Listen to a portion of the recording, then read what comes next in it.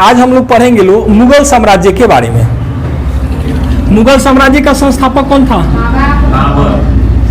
मुगल साम्राज्य कब स्थापना हुआ था? 1526 में। कौन किया था? बाबर। थोड़ा सा हम लोग पढ़ेंगे इसके बारे में। मुगल साम्राज्य का संस्थापक बाबर था। पानीपत का पहला युद्ध 21 अप्रैल 1526 को हुआ था। 21 अप्रैल 1526 को किसके किसके बीच? बाबर और दिल्ली सल्तनत का अंतिम शासक इब्राहिम लोदी के बीच में हुआ था। इब्राहिम लोदी के बीच में। इस युद्ध में जो है बाबर जीत गया। बाबर इस युद्ध में जीत गया। उसके बाद भारत में दिल्ली पर एक नए राजवंश की स्थापना किया। नाम क्या रखा? मुगल साम्राज्य। मुगल जो थे ये चगताई तुर्क थे। बाबर जो था यह जो था चगताई तुर्क था। चगताई तुर्क, इसका मतलब मुगल भी क्या थे? तुर्की थे। मुगल तुर्की थे। बाबर का पूरा नाम जहीरुद्दीन मोहम्मद बाबर था। जहीरुद्दीन मोहम्मद बाबर था। ये बाबर जो है, थोड़ा सा इसके इतिहास में जाना जाए। बाबर का जो जन्म हुआ था ये फरगान में हुआ था। बाबर का जन्म फरगान में हुआ था। फरगान आज के समय में कहाँ पड़ेगा? अफगानिस्तान में। फरगान में हुआ था। फरगान आज के समय में पड़ेगा अफगानिस्तान में। ये फरगान में इसका जो जन्म हुआ था 14 फरवरी 1483 ईस्वी को हुआ था। इसके पिता का नाम उमर शेख मिर्जा था। पिता का नाम उमर शेख मिर्जा और माता का नाम मिर्जा और माता का नाम कुतलुक निगार खानम।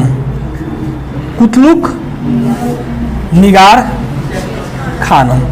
इसके दादी का नाम था दौलत एहसान बेग।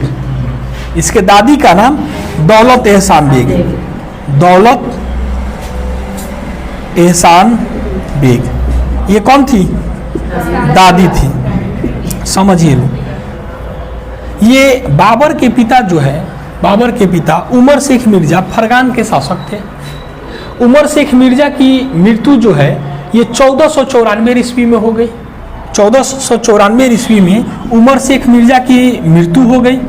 और मृत्यु के बाद मरने से पहले इसने घोषणा क्या किया था कि हमारे मरने के बाद हमारा पुत्र राजा बनेगा। तो पुत्र कौन था? बाबर। और बाबर जो है मरने के बाद ये अपने दादी का नाम क्या था? दौलत एहसान बेग। इसकी मदद से जो है बाबर जो है फरगान का शासक बन गया। शासक तो बन गया लेकिन चचवा से बड़ा विरोध किया कि हम जो है इसके संरक्षक रहेंगे, आई राजा रहेगा। और हम लोग बड़े होकर के अब ये चचवा सब अंदरे अंदरे षड्यंत्र रचना शुरू कर दिया कि बाबर की हत्या कर दी जाए, आई मर जाएगा, उसके बाद हम लोगों का शासन आ जाएगा। ये दादी जो थी दौलत एहसान बेग इस चीज को समझ गई तो ये बाबर को क्या की कि फरगान से भगा दी कि भाग जाओ यहाँ से, ना तो तुमको मार देगा सब। अब ये बाबर जो है फरगान से भाग करके समरकंद चला गया। बाबर फरगान से भाग करके समरकंद चला गया। समरकंद जो है ये पड़ता है उज्बेकिस्तान में।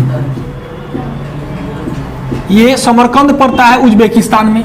वहां गया और वहां जाने के बाद फिर वहां पर बड़ी परिश्रम के बाद कुछ सेना उना इकट्ठा किया और समरकंद के एक छोटे से भूभाग पर कब्जा कर लिया। कब्जा करने के बाद इसके मन में आया क्या कि एक काम करते हैं, जो बाबूजी वाला फरगान है ना, इसको पुनः जीत लेते हैं और जीत करके कहाँ के शासक बन जाएंगे? फरगान के। अब उस क्रम में ये किया क्या कि समरकंद से वापस कहाँ आक्रमण किया? फरगान पर। और फरगान पर जब आक्रमण किया तो चचवा सब फिर हारा दिया। अब हार गया बाबर, हार गया तो फिर कहाँ पहुंचा? समरकंद। समरकंद में उज्बेकिस्तान में पड़ता है। यहाँ एक शासक लोग रहते थे जिनको कहा जाता था उज्बेग। ये उज्बेग लोग क्या किए कि समरकंद पर कब्जा कर लिए। तो बाबर के हाथ से फरगानो गया और समरकंदो गया। फिर बाबर जो है ऐसे ही अपना घुमक्कर की तरह जीवन निर्वासित कर रहा था। 1505 ईस्वी में ये जो है काबुल पर अधिकार कर लिया। काबुल पर अधिकार कर लिया। जब काबुल पर अधिकार हो गया तो इसने बादशाह की उपाधि धारण की। 1504 में जब काबुल पर अधिकार हो गया तो किस चीज की उपाधि धारण किया? बादशाह की उपाधि धारण किया। इसके बाद बाबर ने पानीपत के युद्ध से पहले, पानीपत का युद्ध कब हुआ था? 21 अप्रैल 1526।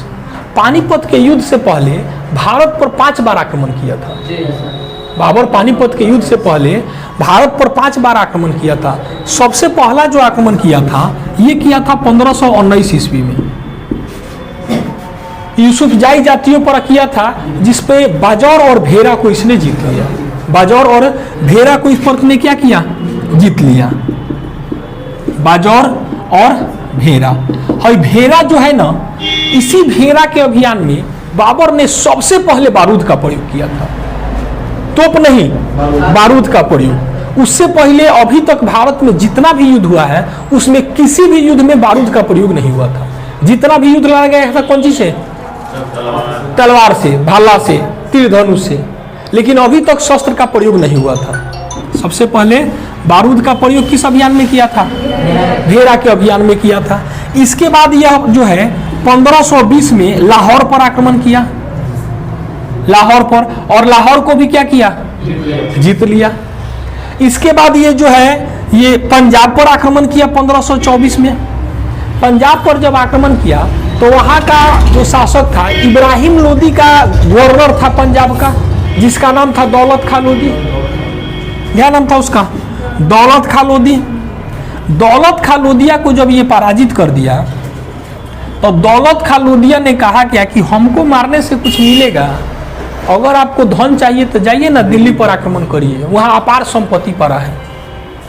क्योंकि उस समय जो है दिल्ली पर लोदी वंश का शासक था, और लोदी वंश के अंतिम शासक कौन थे, इब्राहिम लोदी। इब्राहिम लोदी जो है अब दिल्ली को सुदृढ़ करने के चक्कर में घर के बहुत सारे इनके जो लोग थे वो नाराज हो गए, बहुत सारे सामंत नाराज हो गए। इसमें इनके सबसे पहले इनके चाचा थे, चाचा का नाम था आलम खां लोदी, चाचा का नाम आलम खां लोदी। दूसरा का जो था पंजाब का गवर्नर क्या था, दौलत खां लोदी। तीसरा का 1517 ईस्वी में मेवाड़ के शासक थे राणा सांगा। 1517 ईस्वी में मेवाड़ के शासक थे राणा सांगा। राणा सांगा के साथ एक युद्ध हुआ था, कौन, खलौती का युद्ध। खलौती का युद्ध किसके किसके बीच, दिल्ली के शासक इब्राहिम लोदी और मेवाड़ के शासक राणा सांगा के बीच। इसमें राणा सांगा हार गए, जिसके कारण राणा सांगा नाराज थे, इब्राहिम लोदिया जीत गया था। अब ये पंजाब का जो सूबेदार था दौलत खां लोदी और इसके चाचा आलम खां लोदी, ये दोनों निमंत्रण किसको दिया लो, बाबर को, कि आप दिल्ली पर आक्रमण करिए। अब इधर मेवाड़ के शासक राणा सांगा थे, ये युद्ध हार गए थे, तो बदला लेने के लिए इहो कहेगा कि वो काम करते हैं, किसको निमंत्रण दिए, बाबर को निमंत्रण दिए। बाबर जो था ना ये माने बहुत ही आतताई था। बाबर को फारसी भाषा में बाघ को बाबर कहा जाता है, और ये बहुत ही मतलब क्रूर आक्रमणकारी था। ये बाबर जो था ये अपने माता की तरफ से चंगेज खां का वंशज था। चंगेज खां का वंशज था। चंगेज खां का 19वां पीढ़ी थी इसकी माता, और पिता के तरफ से 19वां पीढ़ी, और पिता के तरफ से किसका वंशज था, तैमूर लंका। तैमूर लंका, जिसको लंगड़ा तैमूर कहा जाता था, तैमूर लंका 5वां वंशज था बाबर। तो इसका डीएनए देख लीजिए माता और पिता के तरफ से। ये बाबर बहुत ही क्रूर था। और दूसरा का चीज, बाबर जो है हमेशा निर्वासित जीवन व्यतीत किया। जब फरगान का शासक बना तो चचवा भगा दिया सब, समरकंद का शासक बना और फरगान पर आक्रमण किया तो फिर चचवा यहाँ पराजित कर दिया, और समरकंद में उज्बेगों ने पराजित कर दिया। उज्बेक शासक जो थे ये युद्ध की एक नई नीति का प्रतिपादन किए थे, जिसको कहा जाता था तुगलुमा युद्ध नीति। कौन प्रतिपादित किया था, उज्बेक लोग, तुगलुमा युद्ध नीति।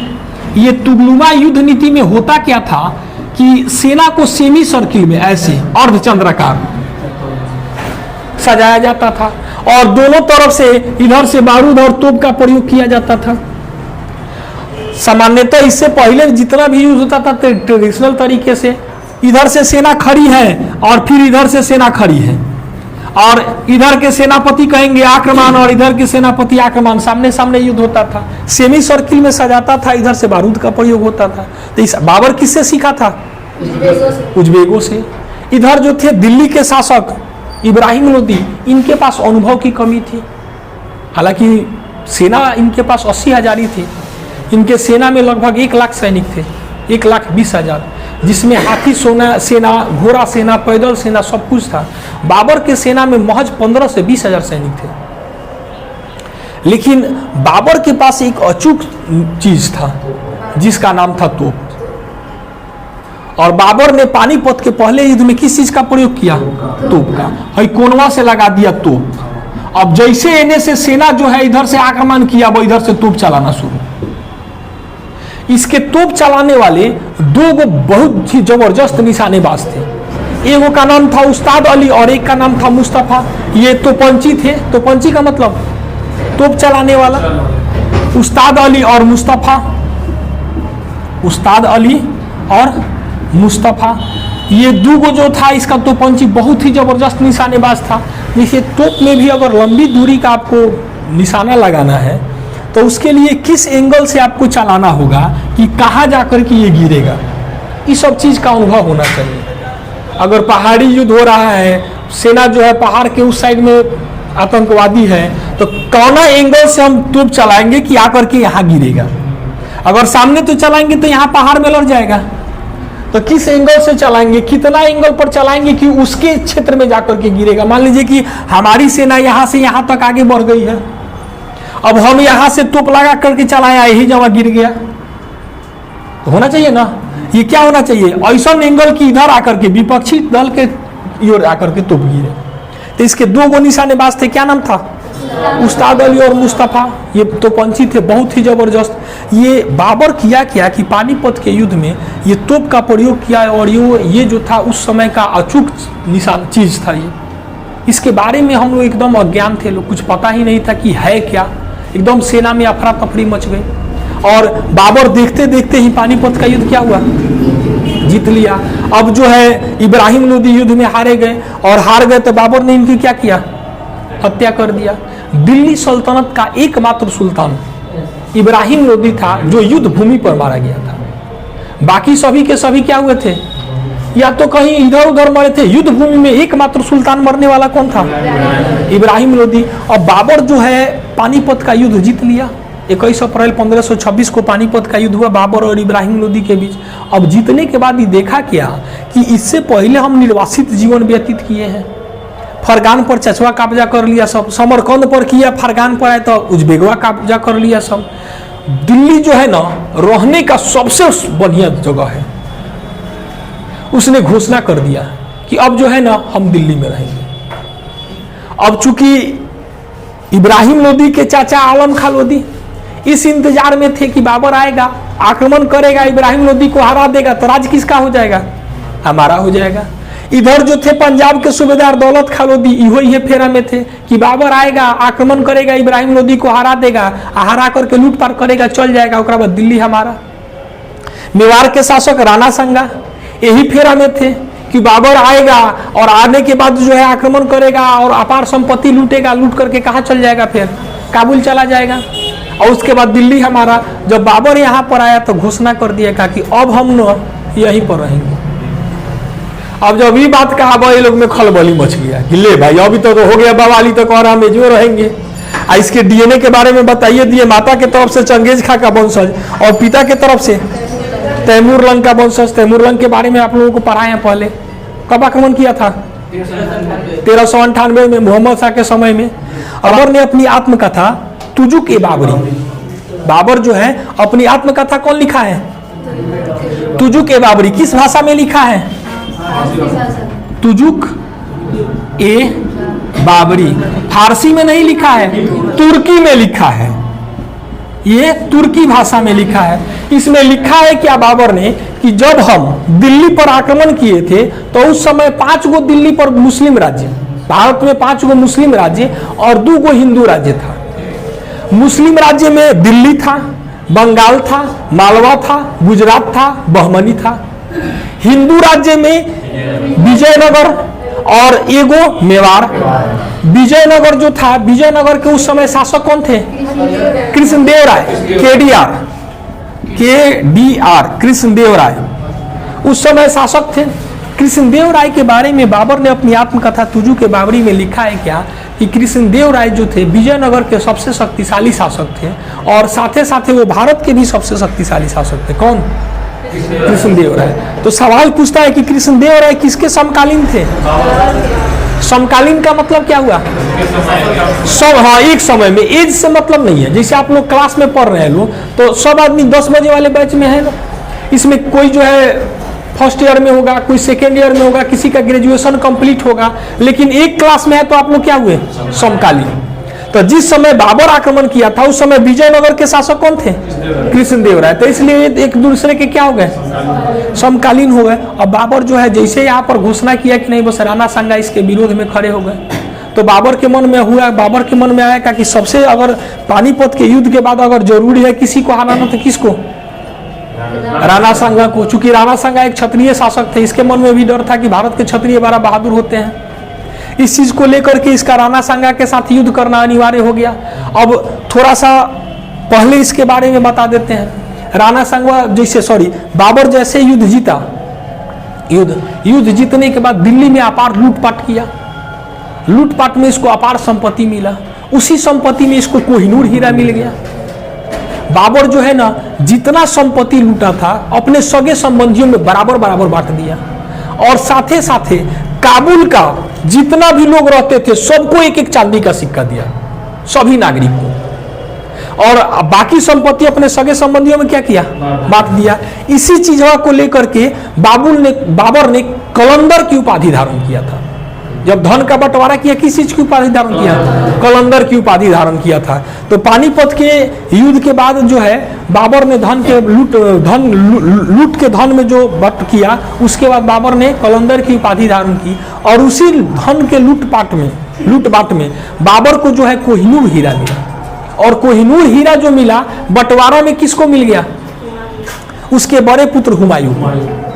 कोहिनूर हीरा के बारे में आगे भी आप लोगों को पढ़ाएंगे जब शाहजहां के बारे में बताएंगे। तो इससे पहले भी आप लोगों को बताए थे मयूर सिंहासन के बारे में। कोहिनूर हीरा जो है ना, पुरुषों को रास नहीं आता था। जिसके पास गया उसका क्या हो गया? विनाश हो गया। मोहम्मद बिन तुगलक के पास गया तो पागले हो गया। हुमायूं के पास गया तो 15 साल तक निर्वासित जीवन व्यतीत किए। शाहजहां जो है अपने मयूर सिंहासन में लगवाए, जिसका नाम पड़ गया मनहूस सिंहासन। मयूर सिंहासन, मनहूस सिंहासन। तुरंत उनका बेटा कैद कर लिया। कैद करके 8 साल तक उनको काल कोठरी में बंद करके रखा। तो आगे आप लोगों को कोहिनूर हीरा के बारे में डिटेल एक वीडियो में बताएंगे हम कि कोहिनूर हीरा के बारे में अंततः हुआ क्या। ठीक है। तो अब जो है बाबर ने यहाँ पर आक्रमण करके अब किसके साथ युद्ध करना अनिवार्य हो गया? राणा सांगा के साथ। तो बाबर ने यहाँ पर जब आक्रमण किया था तो पानीपत के युद्ध के बाद और 3 गो युद्ध किया था। इसका एक ट्रिक है।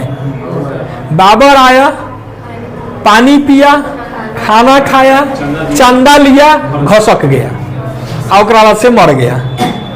मतलब बाबर आया, पानी पिया का मतलब पानीपत का युद्ध कब हुआ था? 1526 में। खाना खाया मतलब खानवा का युद्ध कब हुआ? एक साल जोड़ देना है। खाना खाया, उसके बाद चंदा लिया 1529 में, चंदेरी का युद्ध। अब उसके बाद घसक गया, 28 हुआ ना। अब 1529 में घाघरा का युद्ध, और 1530 में मर गया। तो अब किसके साथ युद्ध करना अनिवार्य हो गया? राणा सांगा के साथ युद्ध करना।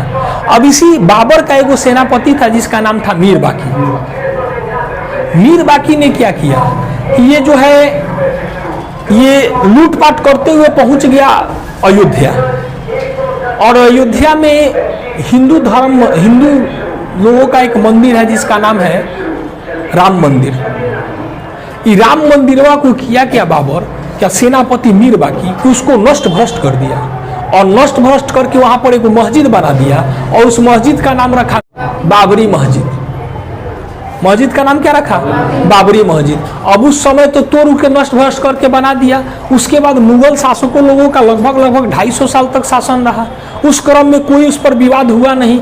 जब देश आजाद हुआ तब जो है राम मंदिर को लेकर के विवाद शुरू हुआ। अभी हाल में 2021 में जो है उसका निर्णय आया है। उस निर्णय में जो है जो विवादित मंदिर था उसका पूरा सर्वे हुआ। उसके जितने भी जमीन का खुदाई हुआ उससे जो अवशेष निकला उससे ये पता चला कि ये मंदिर जो है पहले मस्जिद नहीं था, मंदिर था। मंदिर को तोड़ करके मस्जिद बनाया गया था। मीर बाकिया गुंबजवा तोड़ करके उसका और क्या किया था, मस्जिद का शक्ल दे दिया था।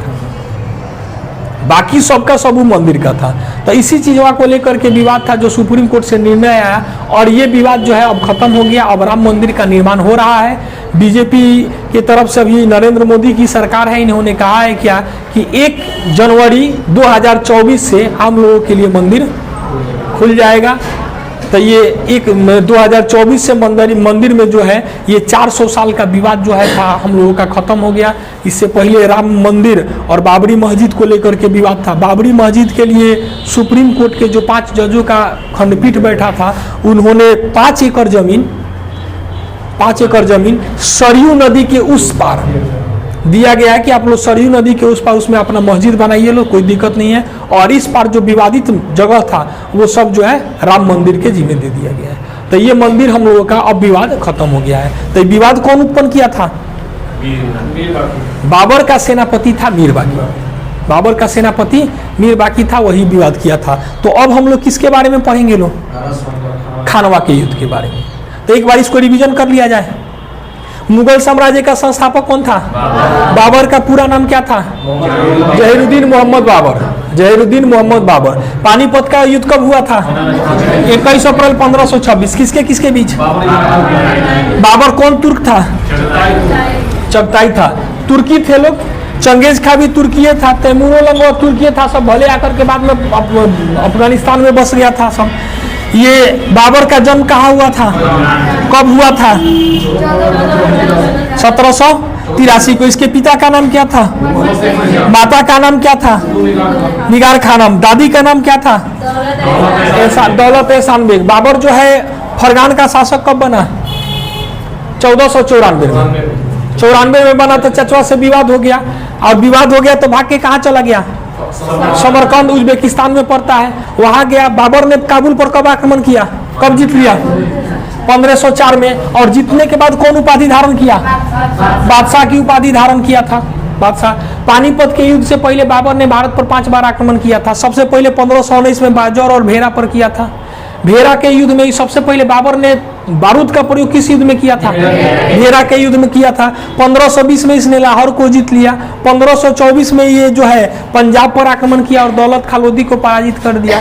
यही दौलत खान लोधी जो है भारत पर आक्रमण करने का निमंत्रण दिया। दूसरा इब्राहिम लोधी के चाचा थे आलम खान लोधी। तीसरा आप लोगों को बताए थे 1517 में खलौती का युद्ध हुआ था। किसके किसके बीच? इसमें कौन जीत गया है? इब्राहिम लोधी। जिसके कारण राणा सांगा ने बाबर को निमंत्रण दिया था या भारत पर आक्रमण करिए। इसकी जानकारी की पुष्टि हम लोगों को कैसे होती है?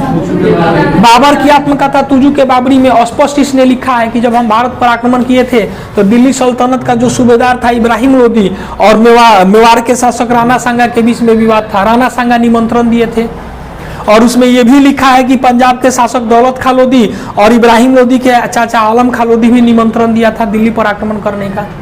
जब आक्रमण किया था तो उस समय भारत पर 5 गो मुस्लिम राज्य और 2 गो हिंदू राज्य था। कौन कौन? मुस्लिम राज्य में दिल्ली, बंगाल, मालवा, गुजरात, बहमनी, और हिंदू राज्य में विजयनगर और मेवाड़। ठीक है। ये विजयनगर के शासक थे उस समय कौन? कृष्णदेव राय। इसने कहा बताया क्या कि विजयनगर के सबसे शक्तिशाली शासक थे। साथ से साथ भारत के भी उस समय के सबसे शक्तिशाली शासक कौन थे? कृष्णदेव राय ही थे। ठीक है। बाबर ने अपनी आत्मकथा किस भाषा में लिखा था? तुर्की भाषा में। बाबर जो है 21 अप्रैल 1526 ईस्वी में युद्ध किया। युद्ध के विजय का सबसे प्रमुख कारण क्या था? तोप की नहीं, तोप के साथ तुगलुमा युद्ध नीति। तुगलुमा युद्ध नीति बाबर ने किससे सीखा था? उज्बेकों से सीखा था। और दूसरा सबसे प्रमुख कारण क्या था? उसका तोप। उसके 2 गो तोपंची थे। क्या नाम था? उस्ताद अली और मुस्तफा। तोपंची का मतलब तोप चलाने वाले। ये युद्ध में महत्वपूर्ण भूमिका में निभाए थे। बाबर का एक सेनापति था जिसका नाम था मीर बाकी, जिसने अयोध्या में राम मंदिर को नष्ट कर दिया और नष्ट करके वहां पर एक मस्जिद का निर्माण कराया। क्या नाम था? बाबरी मस्जिद। वो विवाद अभी तक चल रहा था। 2021 में वो विवाद क्या हो गया? 21 में कि 22 में? 21 में समाप्त हो गया। 2021 में सुप्रीम कोर्ट के निर्णय के बाद विवाद समाप्त हो गया। अब बाबर जैसे यहाँ पर घोषणा किया कि अब हम दिल्ली में रहेंगे, तो सबसे पहले इनके विरोधी कौन खड़ा हो गए? मेवाड़ के शासक राणा सांगा। तो बाबर का अब राणा सांगा के युद्ध के साथ युद्ध करना क्या हो गया, एकदम ही अनिवार्य हो गया। तो बाबर ने सबसे पहले 1526 में कौन सा युद्ध लड़ा था, पानीपत का युद्ध। उसके बाद 1527 में कौन सा युद्ध लड़ा, खानवा का युद्ध। खानवा का युद्ध किसके किसके बीच में हुआ, राणा सांगा और बाबर के बीच में। तो अब हम लोग पढ़ेंगे लोग खानवा के युद्ध के बारे में।